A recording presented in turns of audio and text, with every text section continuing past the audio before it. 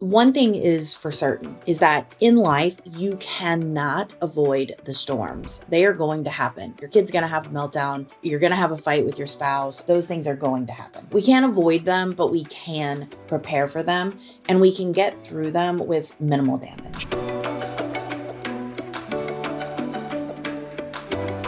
So I remember the day that I thought our marriage was over. Do you remember that day? I do. We were in the kitchen. It was our birthday. And we share a birthday. I know, dorky. I remember you saying, I can't live like this anymore. And I remember thinking, this is it. I don't know if he's ever coming back. You loaded up the car with our daughter, and she was 2 at the time. And you drove off to your parents. It was in that moment that I knew something had to change. What do you remember from that moment?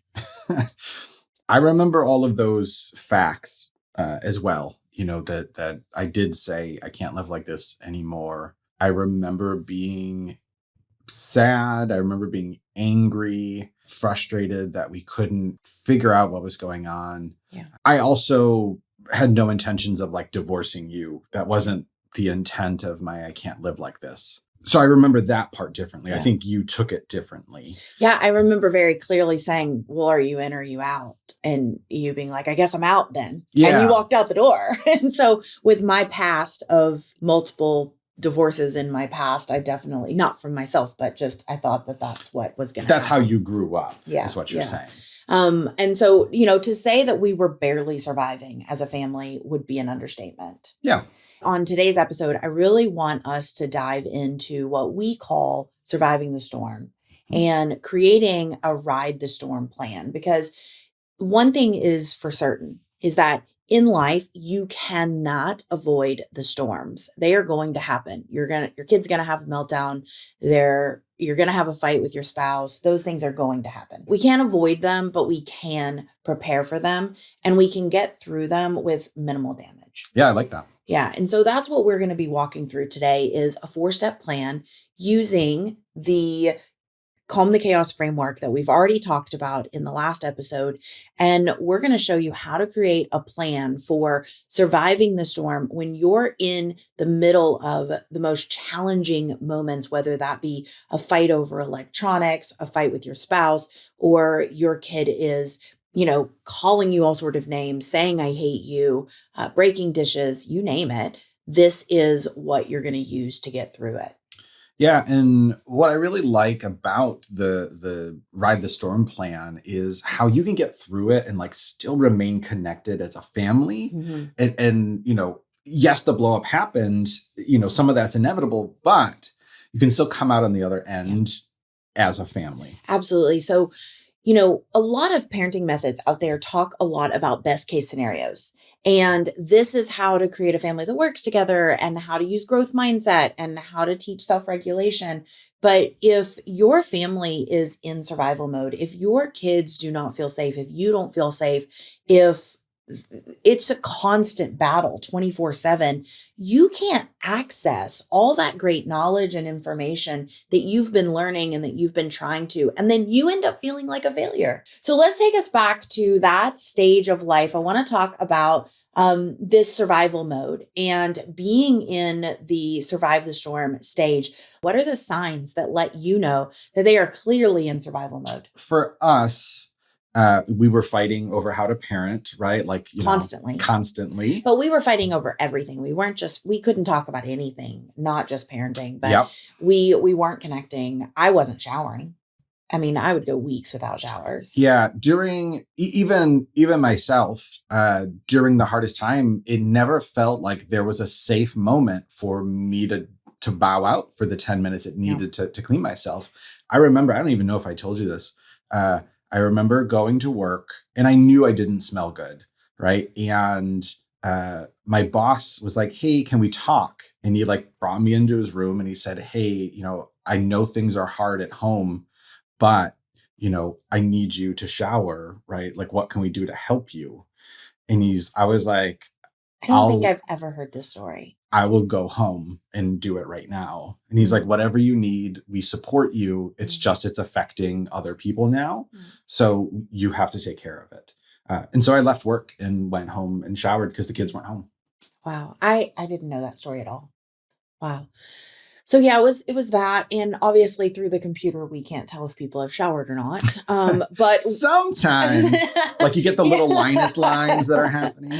But what we can tell is that just everything is terrible. And what I mean by that is anytime they talk about anything going on in their life, it is worst case scenario. It is very catastrophized. It is like, always bad. It is never good. You're hearing lots of those big words. And those are kind of signs, or that they have zero energy, that they can't leave their kids for a second. I know there's someone in our program just recently who was talking about, I'm trying to make lunch and the kids are fighting in the other room. I go to, it's just interruption, interruption, interruption, interruption. And I know I went to the grocery store and you called me and you were like, get home now. Like Yeah. the minute I There left, was no leaving. there was no leaving. There was no separating me from our oldest, and there was no leaving the kids in the same room together without us.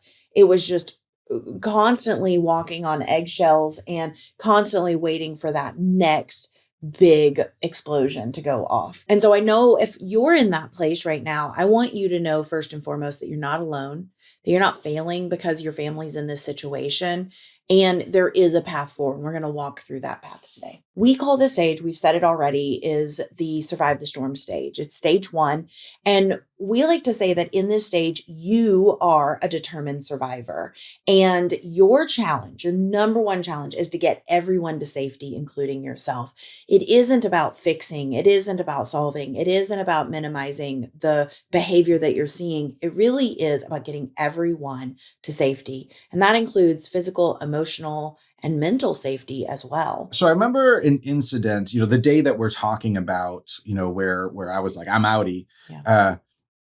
And our like 18-month-old, so, our oldest was probably like 7 or 8, was playing and we were all right in the room together. I stepped away for a second and was coming back in the room, and he was yelling at the baby and he had his hand raised to punch her. And he was like midair. So like, I kind of wish I had like a camera on this. Slow motion camera. You're punching your baby sister. I'm out of here. Right? Yeah. Like, And you no longer were like, you were like, I'm in protection mode. Oh, this is no longer safe for anyone. Lid. Yeah. Yeah. At this point, you're doing things, you're saying things that no one's proud of. And we're being really vulnerable. And I know this is really public. So sure. No, I mean, this is just the reality of living with a child who has aggression. Yeah. Right. Extreme aggression. Yeah. And at this point, it's kind of, it's rippling into the rest of the family. And so what I think of here is when parents come to us in this mode, they are ready for fix it fast, right? And this is a lot of times when you seek out a therapist, when you go to a doctor, when you go to get a specialist to help you, when you you try things that you never would have tried before. And some of the most, I don't like to call them mistakes. I think that some of the traps that people fall into, because I think that every parent is doing the absolute best with what they have been given. For me to call it a mistake, I don't think that's fair. Right. I truly believe that we fall into common traps. We have pitfalls and we get in these ruts because we don't know any other way out. Yeah. And you're literally trying anything you can, everything you can. Yeah. 100%. And so let's talk a little bit about some of those. And you mentioned one earlier, which is that like, I'm looking for the magic solution, fix it now, solve this now. How do we fix this? Yeah. And, unfortunately, humans are not just like a broken power adapter for your laptop, right? Like you can't just swap them out. No, there's so much more going on. And so there is no magic solution, unfortunately. This part is a lot about slowing down so that eventually you can speed up. But it is about slowing down. It is about doing less instead of doing more, because the more things you try to do, the more pressure. The picture I'm having in my head is kind of taking like a soggy paper towel and holding that up on the edges and someone else putting a block on top of it. And it might hold that block to begin with, but the more blocks you add on top of that soggy paper towel, it's eventually just going to crumble.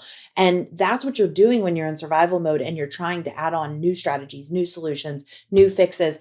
And it just makes things worse. Yeah. And kind of adjacent to this, like looking for the magic solution is trying to fix it during meltdowns. Oh my gosh, yes. Right? Like in we the see moment. that so often is like, I can't let you talk to me like that. How dare you talk to me like that? What are you thinking? I can't allow this. And a really common one that's said across, I see so many parenting experts share this one is being angry is okay, but hitting is not. Well, obviously your child knows that it's not okay to hit. And if they had another way to communicate their frustration, their struggle, their unmet need, they wouldn't be hitting you in the first place. Now, out of the moment, we can coach them, guide them, mentor them into alternative ways to get their needs met without hitting. But in the moment, all you're doing is adding more fuel to the fire. Right. And there are children who don't know that it's not okay to hit. 100%. Like, you think, you've told them whatever, but like it's not processing, it's not sticking. Yeah. So, you can't always assume that either. Yeah. Yeah. And another big trap and common advice that's given in survival mode is to match your child's emotion, match their intonation. So if a child is yelling at you, I hate you, you're the worst, you're supposed to go, I hear that you're upset. Wait. I know. This advice I missed this really one. This common. is news to me. Did you not know that this is like very common advice out there? And so we've got these parents who Does that work? No, of Ever? course. No. Okay. No. So obviously this is only going to upset your child even more because now they're getting these signals that you're pissed off even if you're not, and you're just trying to match their intonation. The other thing is throwing out punishments or threats or bribes of like, if you don't stop crying, I'll give you something to cry about. Like, yeah, that one is definitely a way to put a big wedge in between you and your child. Yeah, that's it's very disempowering. It's very disconnecting. Yeah. Right. So what we're going to be doing for our Ride the Storm plan is we're actually going to be focusing on you, not your kid. Because in the moment of catastrophe, in the moment of a breakdown, a meltdown, a fight, an argument, there's only one person you can control. Yep. And that's you. That's it. And so the Ride the Storm plan is really going to focus. It's 4 steps. It follows the UQ, which is you, connect, understand, empower, which is our Calm the Chaos framework. And so there's 4 simple steps to follow, and it is all about something you can do. And before we get into what those steps are, I can't help remember, I grew up in Tornado Alley, and we recently moved back to Tornado Alley. And just recently, there was a really bad tornado that came through here and devastated our little town. Yeah. And in the heat of the moment, in the middle of the storm, the last thing we were doing was going out and trying to secure things outside. We weren't trying to outrun the storm. You were trying to watch the storm from the front stairs. Look, there were birds and bunnies. They were playing in a peaceful oasis in our front yard. Haven't you seen the videos since of people watching the storm go by and they get sucked out? No, not humans. Humans are disconnected. Bunnies and birds flying around, they know what's up. Yeah, I still am going to disagree with you on that one because there have been so many people who was like nice and pretty outside and the tornado literally it was going so fast. If you show me a bunny GoPro of them standing in the storm. In the Little Rock tornado. Then recently. I will change my opinion. Okay. If anyone has a GoPro of a squirrel or a bunny or a bird who was just happy-go-lucky and then the storm hit out of nowhere, please send it to Jason. Okay. So back to it. Speaking of squirrels, back to... Okay. I used our storm plan. Okay. And I gathered everyone and we went to the basement and we made sure that everyone was safe and we rode out the storm. Our daughter was still at school. They brought our babysitter in. They went to the gym. They locked all the doors. They put the other 2 schools on lockdown. They kept everyone safe until all the sirens were over. That's what we're looking at creating with your Ride the Storm plan, is something that, one, is so simple to use that you can remember it when just things are flying everywhere. And 2, that the main goal is just to ride it out. You're not really trying to do much else other than just get through it. So the 4 steps are you, which is all about getting yourself to safety and disarming your brain and your mental triggers of, I'm in fight, flight, or freeze. And so we do that with something called stop, breathe, anchor. And we can go into each of these in just a second. The second one is for connection. You're not going to play tiddlywinks in the middle of a storm. Instead, it's about disarming your body so that your body is not sending signals of danger in the middle of the storm, but instead you are sending signals of safety. Are we ever playing tiddlywinks? Someone gave me tiddlywinks once and I learned that it was a real game. I thought it was just a made up word. But it's a real game. It was played like in the 50s. Maybe we'll link it in our show notes. Maybe the inventor of Match Their Level invented tiddlywinks. Yeah, maybe. Yeah. It's like jacks. I think tiddlywinks is a lot like jacks. Okay. So step 3. We're not playing tiddlywinks in stage 1. So moving on, step 3 is the understanding piece. And again, we're not going to do 20 questions in the middle of the storm.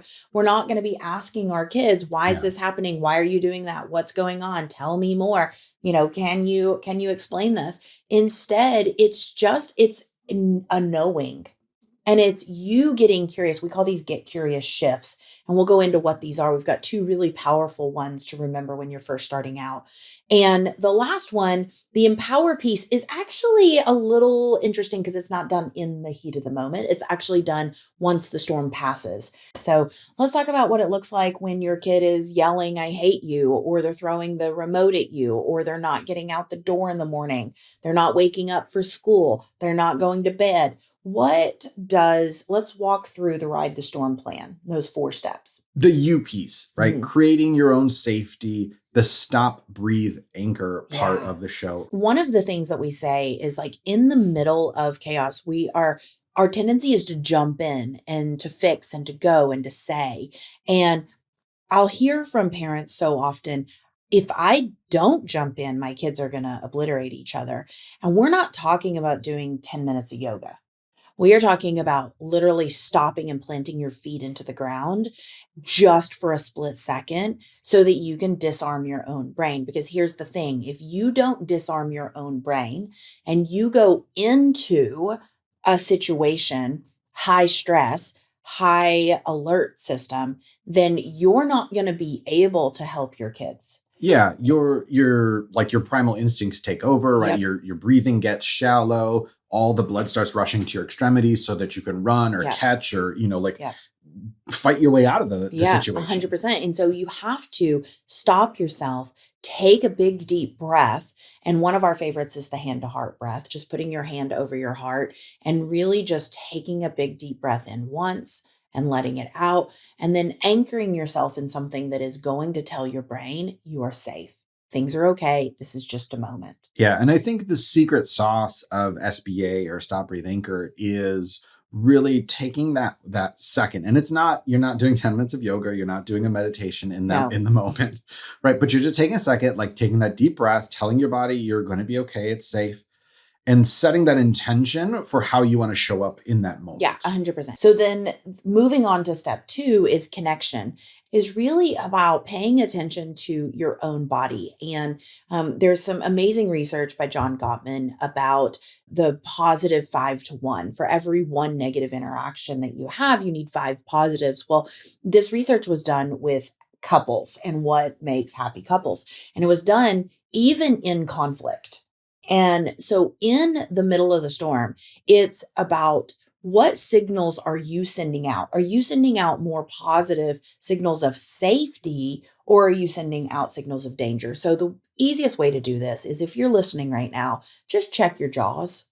Like are you clenching your jaw? Most people are. I've done this with like thousands and thousands of people and almost every time, actually every single time, people are like, how did you know? Like, because it's just, we walk around stressed out, our eyebrows clenched, our eyebrows furrowed, worry lines, right? Our frowning, shoulders raised, body tense. And so just do a quick body scan and loosen your body, loosen the way that your face is, kind of scrunched up. And even without saying anything, that can send signals to your child of connection and safety. Yeah. Understanding. Now, these are some of our favorites.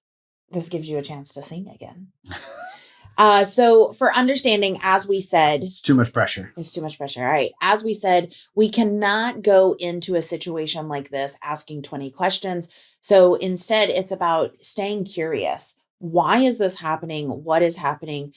Because your brain cannot be in fight, flight, or freeze and be curious at the same time.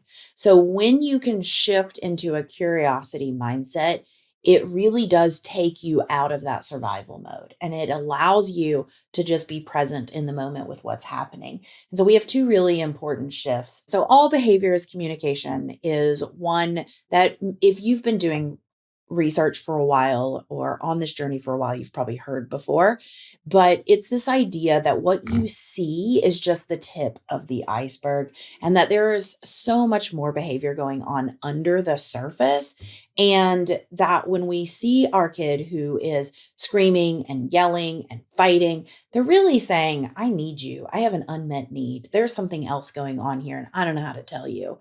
And just a small caveat here is that your children don't really know what their behavior is communicating, right? They're not saying, I hate you and saying, well, this will tell them that I need their help, right? A lot of times they don't know. And if we're dealing with a child who is neurodivergent, and especially a child who's non-speaking or who has tics, I've been told that they would like for people to know that their behavior is not always intentional communication.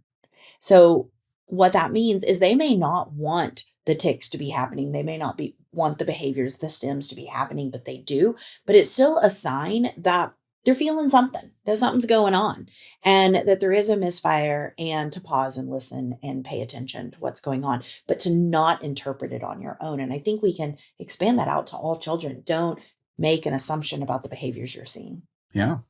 Yeah, so that's the big one. So just in the moment, being like, all right, all behaviors communication. This is, my child needs me. Right. And it makes me think of even in like the case of the hitting, Yeah. right? We had talked about that earlier, right? Like that hitting is communicating that like something's going on here. I need help. I'm really frustrated. And I don't have the skill set or, I don't have the state of mind to peacefully say these things to you. Yeah. So like out of my fists or, Yeah. feet. You're in my space. I'm not happy right now. I really want that. They're trying to say those things, but it's coming out. Yeah. And it's just not quite firing. Right? Yeah.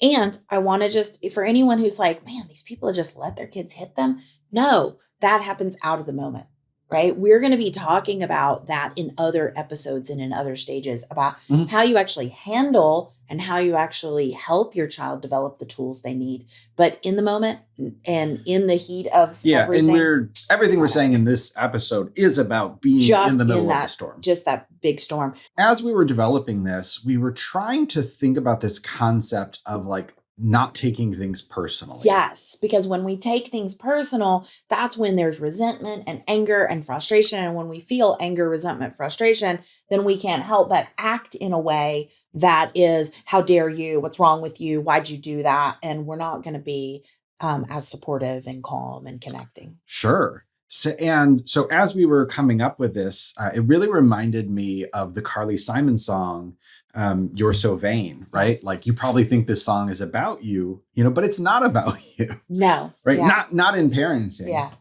You're so vain. Oh yeah. Not a singer here. So anyway, but what we really want you to take away is that this meltdown is not about you. This fight is not about you. This behavior is not about you.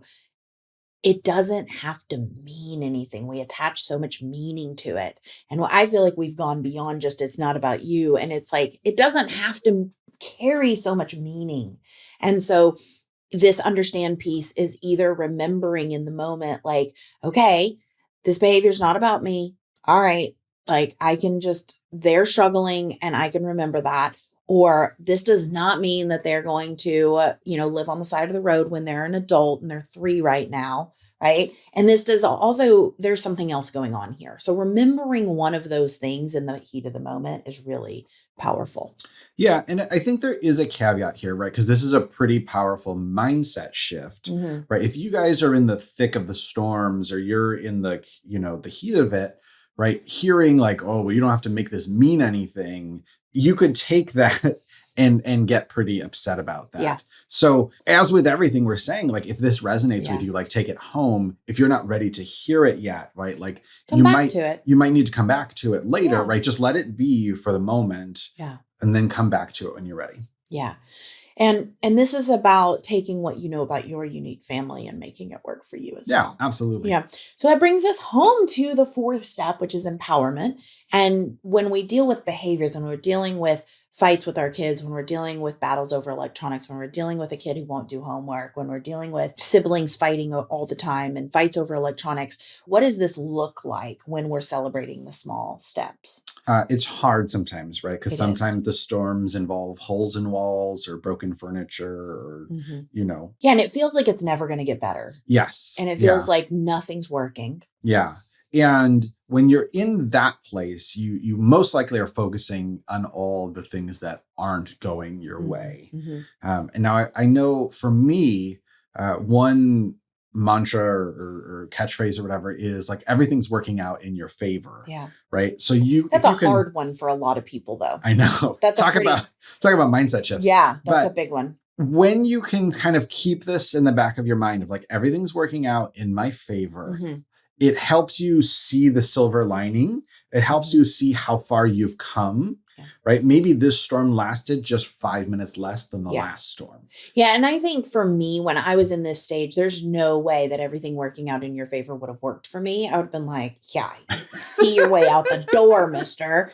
But for me, being able to focus on, and I've lived through a lot of quote unquote storms in my life. I think resiliency is one of my superpowers. I've overcome a lot of hardships, and it is always because I can focus on that silver lining. I remember being in high school and my counselor at the time saying, I don't know why you won't let us get you emancipated. And I was like, because it would crush my mom.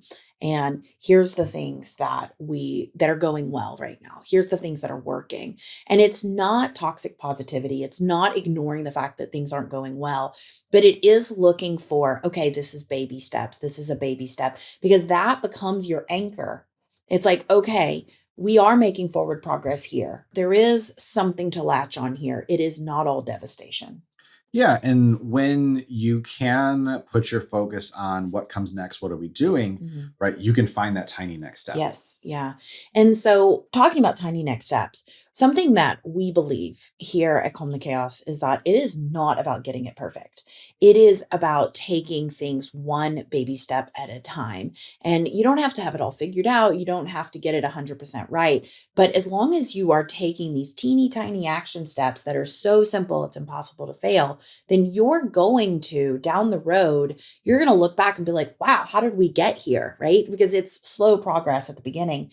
And so I would love if we can start trying to add in these like simple, tiny action steps that people can do right now that take less than a minute. That way, after they listen to an episode, they feel like, wow, I was able to take something from that and actually put it into action in our life. Sure.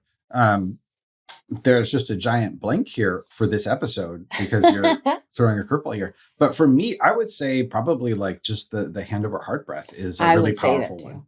Yeah, I would just say, just take a moment right now. We can just do it together and you can say, wow, I did one thing, right? Do we need like a driving disclaimer? Like if you're driving, if you're driving, please don't stop, close your eyes, don't take your hands off the wheel. Don't do that. But if you are not driving, then you can we'll do it right here. I'll show you how fast it can happen, right? It's just stop, take a big deep breath and put your hand over your heart. There you go. And you can probably feel the difference. And just anchor yourself in knowing I'm not alone. I can do this. Right. And so that brings us to the end of this episode. Yeah. So we've talked in this episode about stage 1, surviving the storm. We've walked you through the 4-step framework and walked through how to stop, breathe, anchor, how to create moments of safety, how to get those get curious shifts, and then how out of the moment to celebrate the small progress that you're making. And in the next episode, we're actually going to be walking through the very next stage of the roadmap. And we're going to be creating a plan to show you how to get more time and energy when you feel like you're just completely just obliterated by all the things that you're dealing with. And so be sure to tune in next week for the next episode where we're going to be talking about renewing your energy. And where can they go if they are ready to just start taking action and calming the chaos today? Tiddlywinks.com. No, No. calmthechaospodcast.com. Yeah, head on over to calmthechaospodcast.com and you can get started today. You can actually grab some cool little goodies when you head over there. So one final reminder is that if someone's in this stage right now, what is one thing you want to say to them? The number one thing is you are not alone, right? It Mm, is very isolating to be in this phase with your family. And I can't say 100% of the time, but like things will get better, mhm. right? 9 times out of 10 or 99% of the time, like it's just a phase, it's just a stage. You are Yeah. not alone. There are many, many people who are struggling, just like you are. Yeah, that's a really good reminder. And I would just say that you are not failing and your child is not broken. And so continue to lean in and tune in to this community and to this podcast because I just want you to know that you have got this.